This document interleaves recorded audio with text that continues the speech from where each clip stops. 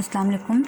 In this video we will study glycolysis. Glycolysis is a process in which glucose is breakdown.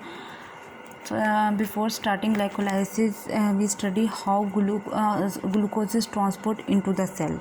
कि glucose हमारे पास cell में कैसे transfer होता है. सबसे पहले बिकॉज के ग्लूकोज हमारे पास ब्लड में होता है, उसको सेल में ट्रांसपोर्ट होने के लिए एक स्पेशल मतलब के ट्रांसपोर्टर्स चाहिए होते हैं. हमारे सेल्स में दो तरह के ट्रांसपोर्टर्स होते हैं.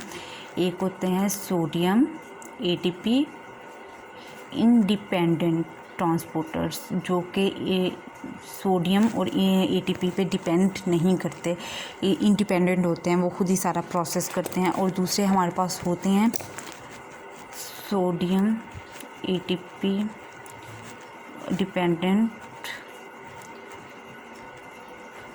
को ट्रांसपोर्टर्स. दो टाइप के हमारे पास ट्रांसपोर्टर्स होते हैं कि इन दोनों के साथ वो हमारे सेल में एंटर होते हैं. Most important most of the cells in the body हमारे पास होते हैं सोडियम एटीपी इंडिपेंडेंट ट्रांसपोर्टर्स. ठीक है, जो कि ये हमारे पास होते हैं सोडियम एटीपी इंडिपेंडेंट ट्रांसपोर्टर्स. उनको हम एक और भी उनके लिए यूज़ करते हैं word, that is glucose transporters. और उनको हम कह देते हैं ग्लूकोज ट्रांसपोर्टर्स की शॉर्ट एब्रीवेटेड फॉर्म है हमारे पास GLUT, GLUT ट्रांसपोर्टर्स होते हैं. GLUT ट्रांसपोर्टर्स हमारे जो सेल्स में होते हैं 1 से लेके 14 टाइप्स होती हैं इनकी. ठीक है, 1 to 14 टाइप्स. ये डिफरेंट सेल्स में डिफरेंट हमारे पास ये GLUT ट्रांसपोर्टर्स होते हैं. जो हमारे पास फॉर एग्जांपल ये हमारे पास एक फैसिलिटेटेड डिफ्यूजन की टाइप होती है कि एनर्जी नहीं यूज़ होनी होती, फैसिलिटेटेड डिफ्यूजन होती है.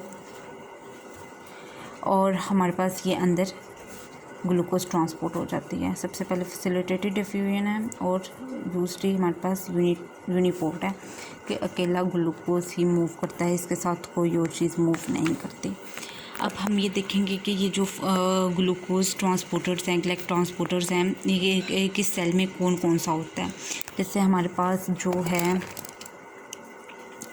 ग्लूकोज ट्रांसपोर्टर, जो GLUT ट्रांसपोर्ट जो है 1, वो हमारे पास होता है RBCs में होता है, जो रेड ब्लड सेल्स होते हैं. प्लस ये हमारे पास ब्लड ब्रेन बैरियर में होता है. ब्लड ब्रेन बैरियर जो है ये हमारे पास ब्लड ब्रेन के अंदर होता है. और ये ग्लूकोज क्योंकि ब्लड में है, उसके ब्लड ने आगे ट्रांसपोर्ट करना है एनर्जी प्रोडक्शन के लिए डिफरेंट सेल्स में, तो ये आलमोस्ट हर सेल ऑफ बॉडी में होगा. GLUT2 जो है वो हमारे पास आ जाता है किडनीज़ में आ जाता है. किडनीज़ में GLUT2 होता है. किडनीज़ के अलावा ये हमारे पास आ जाता है लीवर में आ जाता है, इंटेस्टाइन में आ जाता है.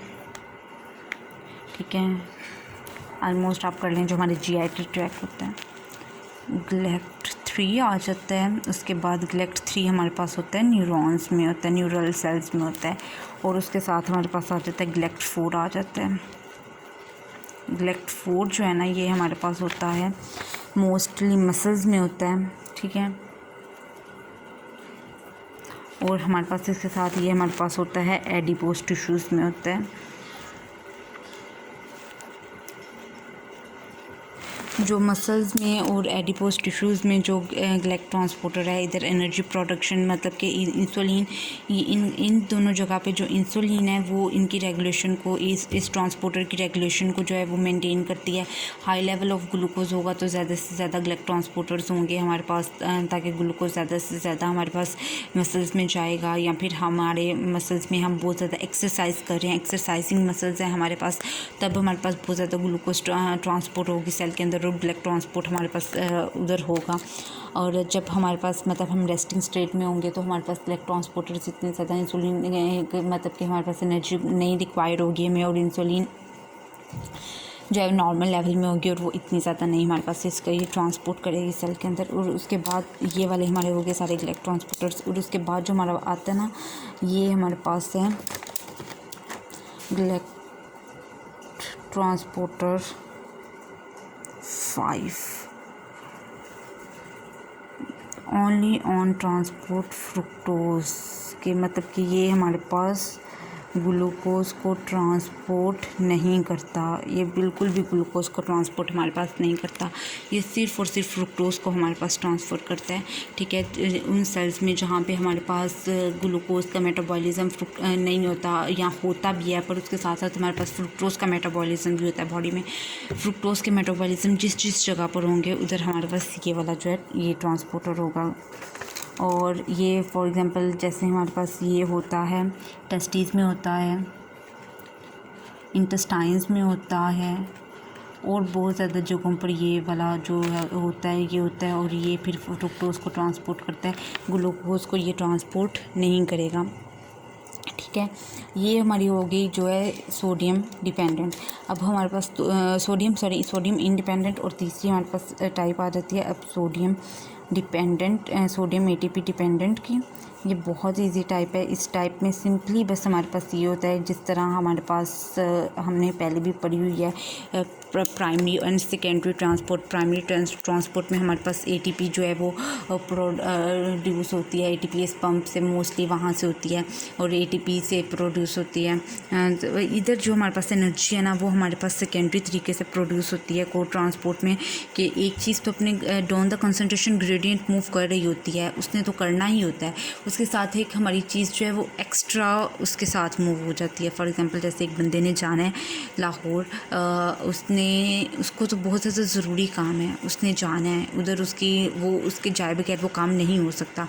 वो तो अपने सारे पैसे यूज़ करेगा, अपना पेट्रोल यूज़ करेगा, अपनी गाड़ी में जाएगा, पर उसके साथ एक और बंदा है, उसने वैसे ही जाना है, उसकी इतनी इधर ज़रूरत नहीं है, पर उसका दिल है कि मैं भी जाऊँ। वो उसको कहेगा कि तुम मुझे गाड़ी में बैठा लो अपने साथ और मुझे ले जाओ।